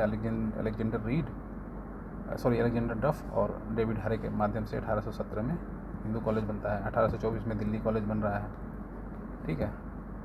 उसके बाद आप देखेंगे कि मैकॉले मिनट 1935 में पास हो जाता है। 1854 में वुड डिस्पैच आता है जिसमें कंप्लीट एजुकेशन कैसे होगा उसकी बात हो जाती है। उसको रिव्यू करने के लिए 82 में हंटर कमीशन आता है। और 1904 में जो है यूनिवर्सिटी एक्ट आता है। और कलकत्ता और 1854 में जो आता है उसी के आधार पे कलकत्ता यूनिवर्सिटी, मद्रास यूनिवर्सिटी ये सब बनता है, ठीक है। उसके बाद आप देखेंगे कि 1917 में जो है सैडलर कमीशन आता है, वो जो बनाता है कि कलकत्ता यूनिवर्सिटी में क्या क्या रिफॉर्म होने चाहिए, ये सब है। कलकत्ता मदरसा जो है 1780 में वॉरेन हेस्टिंग बनाते हैं। 1791 में जो है संस्कृत कॉलेज बनता है जोनाथन डंकन के द्वारा, ठीक है। तो ये सब क्रोनोलॉजी है और ये सब चीज़ें हैं, ये सब थोड़ा एक दो बार रिवीजन करने से आपको आ जाएगा, ठीक है। 1904 में रंगपुर नेशनल कॉलेज, 1905 में रंगपुर नेशनल कॉलेज बनता है। 1906 में जो है NCERT का जो नेशनल एजुकेशन कमेटी सेटअप होती है कांग्रेस के द्वारा, ये सब हुआ, ठीक है। अब इसके साथ हम लोग एक और चैप्टर देख लेते हैं, डेवलपमेंट ऑफ प्रेस, ठीक है। अब ये उसके साथ ही इसलिए है कि ये दोनों एक तरह से सब्जेक्टिव चीज़ें हैं कि जब एजुकेशन होगा तो आदमी पत्रकार वगैरह भी बनेगा और इसी के माध्यम से जो है शिक्षा भी फैलेगी। और तो ये मतलब एक तरह से एक दूसरे के पूरक हैं, तो इसको भी हम लोग देखेंगे, ठीक है। तो आप देखेंगे कि जेम्स अगस्टस हिक्की 1780 में ही आप देखेंगे कि कलकत्ता मदरसा का इस्टेब्लिशमेंट हो रहा है बंगाल के अंदर। तो ये बंगाल के अंदर ही, अब चूँकि ये लोग अंग्रेज़ लोग बंगाल के अंदर ही इन लोगों का सारा सेटअप बना हुआ था, तो वहीं से स्टार्ट होगा। तो बंगाल गजट जो है पहला न्यूज़पेपर इंडिया के अंदर ये लेकर के आते हैं। तो जो भी कोई काम पहला होता है तो वो इम्पोर्टेंट हो जाता है हमारे लिए, ठीक है। और लॉर्ड वेलेस्ली जो है सेंसरशिप एक्ट लगा देते हैं 1799 में, ठीक है। अब ये लोग इतना रिवोल्यूशनरी हो जाते हैं, 1780 में पहला आ रहा है, उसके बाद इतने इधर उधर की चीज़ें लिखने लगते हैं कि जो वेलेस्ली है वो डर जाता है और सबसे पहले ये सेंसरशिप एक्ट लेके आ जाता है, ठीक है। ठीक है, it imposes almost war time press restriction की, ठीक है, इंक्लूडिंग प्री सेंसरशिप, ठीक है। 1807 में इस एक्ट में पम्पलेट, बुक और मैगजीन को भी इंक्लूड कर लिया जाता है। पहले तो ये प्रेस पे लगता है, लेकिन ये कब लगता है, 1799 में। और 1807 में इसमें पैम्पलेट देखेंगे, मैगजीन, बुक वगैरह भी इसमें शामिल कर लिया जाता है, ठीक है। अब लॉर्ड हेस्टिंग, वो वारेन हेस्टिंग था 1780 वाला। लॉर्ड हेस्टिंग अराउंड 1817 की बात मैं बता रहा हूँ। इसी समय जो है मराठाओं का जो तीसरा संधि हुआ था वो इसी के टाइम में हुआ था, जहाँ से कंप्लीट पेशवासी ख़त्म कर दी जाती है, ठीक है।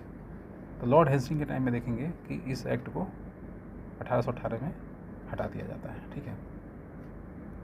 ये इसको हटा देता है कुल मिला के। अगेन लॉर्ड लिटन के समय में आप देखेंगे, लॉर्ड लिटन जो है 1878 में क्या करता है, अगेन वर्नाकुलर प्रेस एक्ट ला देता है। तो वर्नाकुलर मतलब देसी लैंग्वेज, ठीक है, इंग्लिश वगैरह के लिए वो सब चीज़ें नहीं रहती हैं, ठीक है, लॉर्ड लिटन कर देता है। अब ये जो है एक्ट क्या करता है, डिस्ट्रिक्ट मजिस्ट्रेट को पावर दे देता है कि वो जो है किसी भी प्रिंटर को, पब्लिशर को सीज कर सकता है जो वर्नाकुलर यानी देसी लैंग्वेज में अगर कुछ गवर्नमेंट के अगेंस्ट कुछ लिखता है तो, ठीक है। और not cause disaffection among the, मतलब गवर्नमेंट का कुछ भी गलत नहीं लिखना, ठीक है। Antipathy between the person, different religious caste, ये सब के बारे में लिखना नहीं है। अगर कुछ पब्लिश करता है तो इसको सीज कर लेना, ठीक है। The press and publish could be also required depository, मतलब वही है कि आपको फिर आजकल होता है ना, जमानत होता है, डिपॉजिट करते हैं लोग, तो उसी टाइप का इसमें रूल प्रोविज़न वगैरह बना दिया, ठीक है। अब इसमें आप देखेंगे कि इसके डर के मारे एक न्यूज़पेपर था, क्या नाम था उसका, वो रातों रात जो है इंग्लिश में कन्वर्ट कर दिया गया, ठीक है। उसका नाम आगे आएगा तो मैं बताऊंगा, अभी मुझे थोड़ा भूल रहा है, ठीक है। अंडर दिस एक्ट प्रोसीडिंग किसके खिलाफ मुकदमा हो गया एक तरह से, सोम प्रकाश, भारत मिहिर, ढाका प्रकाश, सहचरी और बीजी तिलक जो है इम्प्रिजन कर लिए गए, मतलब जेल में डाले गए एंटी ब्रिटिश जर्नलिज्म के कारण, ठीक है। He was the first Indian, ये पहले बीजी तिलक यानी बाल गंगाधर तिलक जो है पहले इंडियन थे जिनको इस पत्रकारिता के लिए जेल में डाला गया, ठीक है। और first Indian to punish for the pharmacy duty in field, ठीक है। Tilak was arrested after the murder of W.C. Rand और हिज असिस्टेंट चार्ल्स एस्ट, ठीक है। अब क्या होता है कि वहाँ पे प्लेग रहता है, ठीक है। उसके बाद वहाँ के लोग रहते हैं, वो ये जो लोकल डिस्ट्रिक्ट ऑफिसर्स हैं इनको मार देते हैं, तो ये क्या करते हैं, उनको डिफेंड करते हैं अपने अखबार में, इसकी वजह से जो है इनको जेल हो जाती है, ठीक है। Arrest on the ground of publication of the poem, ठीक है। शिवाजी अटरेंस जो है इन केसरी जो है ये मतलब जय शिवाजी आज होता है ना, जय शिवाजी, शिवाजी को लोग मतलब इतना वो करते हैं, तो केसरी में जो है उसका अटरेंस कर रहे हैं। और स्पीच दैट जो है इसी की वजह से जो है लोग गुस्सा गए और शिवाजी फेस्टिवल वगैरह इन्होंने बनाना शुरू किया। और अफजल खान के जो है मर्डर जो शिवाजी ने किया था, जब बीजापुर का सुल्तान भेजा था अफजल खान को, तो उनको शिवाजी ने मार दिया था ना, उसको ग्लोरीफाई वगैरह करने लगे। तो इसी के आधार पे बनाकर Tilak defence Shivaji killing of Afzal Khan was portrayed by the prosecution in accidental. और फिर ये क्या करते हैं, जो ब्रिटिश जो मारे जाते हैं, ये W.C. रैंड और चार्ल्स एस्ट, तो इनको ये डिफेंड कर देते हैं उस मतलब स्टोरी को मिला करके, इसके कारण ये है इनको जेल में डाल दिया जाता है, ठीक है। इन 1897, ठीक है, उनको 18 महीने की जेल हो जाती है, ठीक है। अगेन चापेकर बदर जो है वो W.C. रैंड और वही ये लोग मार देते हैं उसको, ठीक है। द फ्री हिंदुस्तान जो पेपर था ये तारकनाथ दास ने स्टार्ट किया था, ठीक है। और ये कहाँ पे, इन नॉर्थ अमेरिका, वैनकूवर में, ठीक है। Raja Ram Mohan Roy used press medium to express his views. 1821 में ये क्या करते हैं, संवाद कौमुदी स्टार्ट करते हैं, ठीक है। बंगाली वीकली रहता है ये। और एक साल के बाद जो है मीरातुल अकबर ये और या बुद्धि दर्पण जो है पर्शियन लैंग्वेज में स्टार्ट करते हैं, ठीक है। इंडियन मिरर जो है कलकत्ता बंगाल में रहती है, वो 1861 में ये होती है, ठीक है। और ये जो कौन करता है, देवेंद्रनाथ टैगोर और मनमोहन घोष, ठीक है। इंडियन मिरर हो गया। लाला हरदयाल, सोहन सिंह भाखना, करतार सिंह सराभा, ये लोग जो है हिंदुस्तान गदर पार्टी की वजह से ये लोग गदर पत्रिका निकालते हैं, ठीक है। तो बाद में इसी का नाम जो है गदर ही पड़ जाता है। और ये यूएसए और कनाडा से निकालते हैं वीकली पब्लिकेशन, ठीक है, गदर। और देखेंगे कि ये जो है सबसे पहला जो इसका निकलता है सैन फ्रांसिस्को से उर्दू में निकलता है, ठीक है। और 9 दिसंबर 1913 को गुरुमुखी में भी निकलने लगता है, ठीक है। 1 नवंबर को ये उर्दू में निकल रहा है यहाँ से, फिर गुरुमुखी में, फिर बाद में ये जो है लेटर ऑन ये मराठी, हिंदी, इंग्लिश, गुजराती में भी निकलने लगता है, ठीक है। और इसका जो एक एडिशन है वो पाश्तो लैंग्वेज में भी हुआ था। मैं इसी की बात कर रहा था, अमृत बाजार पत्रिका। ये जो पत्रिका थी, जब वर्नाकुलर प्रेस एक्ट जब 1878 में लागू हुआ था, तो उसके बाद जो है ये रातों रात लेटर इंग्लिश यही हुआ ना, रातों रात ये इंग्लिश में कन्वर्ट हुआ था, ठीक है। और ये कब से शुरू हुआ था, 1868 में। 1868 में शुरू हुआ और 1878 में जब ये कानून आता है वर्नाकुलर प्रेस एक्ट, तो ये अमृत प्रकार जिसके जो एडिटर रहते हैं, वो भी नाम आएगा तो मैं बताऊंगा, वो इसको चेंज कर देते हैं, ठीक है। द विलेज ऑफ पौला मगुरा और Jessore district of present day Bangladesh में, हाँ, शिशिर कुमार घोष रहते हैं इसके, ठीक है। अमृत प्रकाश पत्रिका के, ठीक है। और मोतीलाल घोष, ठीक है। बट लेटर ये क्या करता है, पहले बाद में फिर ये कोलकाता से प्रकाशित होने लगता है। बट टू स्केप, देखिए आगे ना वो बात, but to escape the vernacular got converted into the English in overnight 1878 में, ठीक है। तो ये कौन रहते हैं, शिशिर कुमार घोष और मोतीलाल घोष रहते हैं। और गिरीश चंद्र घोष जो थे, उन्होंने क्या किया, द बंगाली स्टार्ट किया, ठीक है। कब किया, 1862 में। तो इसमें आपको मेनली मैं प्रेस में बता देता हूँ क्या क्या आपको, एक तो क्रोनोलॉजी पता रहना चाहिए, ठीक है। तो वेरियस एक्ट जो उसको सेंसरशिप एक्ट वगैरह आए, वो सब क्रोनोलॉजी पता होना चाहिए। कौन सा अखबार किस ईयर में आया उसका भी आपको क्रोनोलॉजी पता होना चाहिए। कहाँ से होता था, वीकली था या डेली था, कौन सी भाषा थी, तो यही मतलब इसमें आता है, इससे ज़्यादा कुछ और आएगा नहीं, ठीक है। और उसके बाद जो है उसके बाद ये एस एन बनर्जी को ट्रांसफ़र हो गया 1879 में, ठीक है। गिरीश चंद्र घोष जो है उन्होंने हिंदू पैट्रियट बाद में स्टार्ट किया, ठीक है। लेटर ऑन हरीश चंद्र मुखर्जी जो है उसके एडिटर बन गए, ठीक है। इन 1881 तिलक में 1881 में 2 स्टार्ट किया, एक केसरी और मराठा। तो केसरी जो है वो मराठी में होता था और मराठी जो है वो इंग्लिश में होता था, ठीक है। Kesari Marathi was the main newspaper of Tilak whole. और जब होम रूल मूवमेंट तिलक चला रहे थे, तो उस समय जो है केसरी इनका मेन होता था। अर्लियर गोपाल गणेश अगरकर जो थे वो केसरी के पहले एडिटर थे, ठीक है। और मराठा बोलते हैं, मराठा जो है इंग्लिश में आता था, ठीक है। मराठा पब्लिशिंग इंग्लिश, ठीक है। और बंगवासी, काल, केसरी, ये सब जो था न्यूज़पेपर था। और ये जो था जो रिवोल्यूशनरी मूवमेंट फर्स्ट फेज का था, जिसमें ये सावरकर वगैरह लोग शामिल थे, उसमें जो है ये क्रिटिसाइज़ करता था कांग्रेस को भी और ब्रिटिशर्स को करता था, और ये रिवोल्यूशनरी लोगों को हेल्प करता था, ठीक है। अब देखिए संध्या, युगांतर, काल, ये सब लोग जो है रिवोल्यूशनरी एक्टिविटी को सपोर्ट करते थे, ठीक है। ईश्वर चंद्र विद्यासागर जो है 1856 में ईश्वर चंद्र विद्यासागर जो है विडो री मैरिज एक्ट पास करा देते हैं डलहौजी के लिए, डलहौजी के साथ मिलकर, ठीक है, सॉरी लॉर्ड कैनिंग के साथ मिलकर।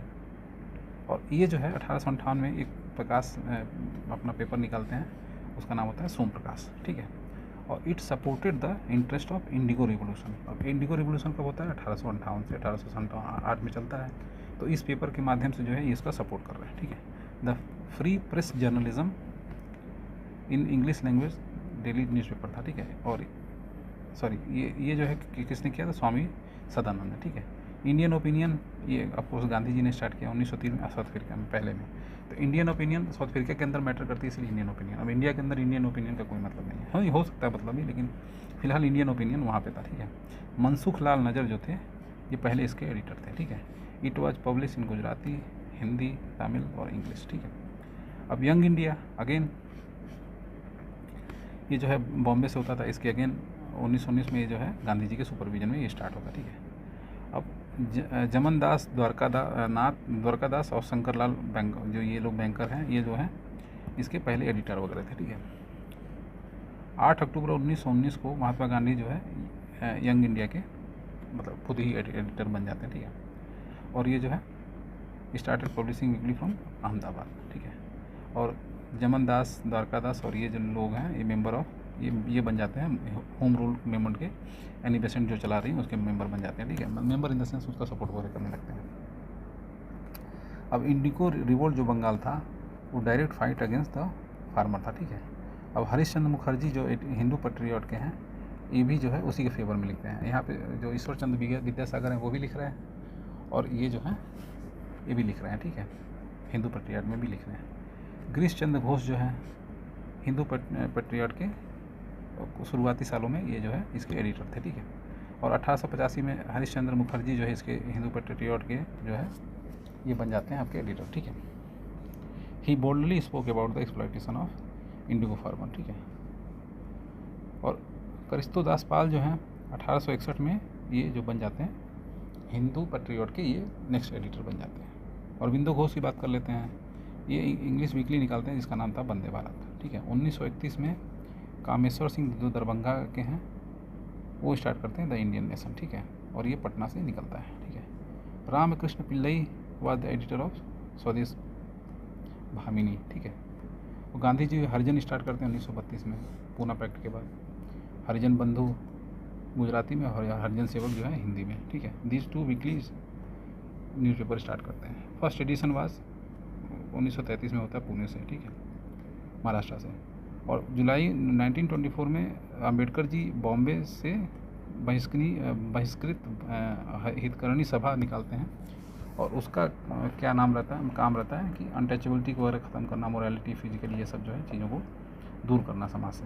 ही स्टार्टेड ये फोर्टनाइटिंगली मतलब 15 दिन पे बहिष्कृत भारत करके एक पत्रिका निकालते हैं। ठीक है। अबुल कलाम आज़ाद 1912 में उर्दू वीकली स्टार्ट करते हैं जिसका नाम होता है अल हिलाल।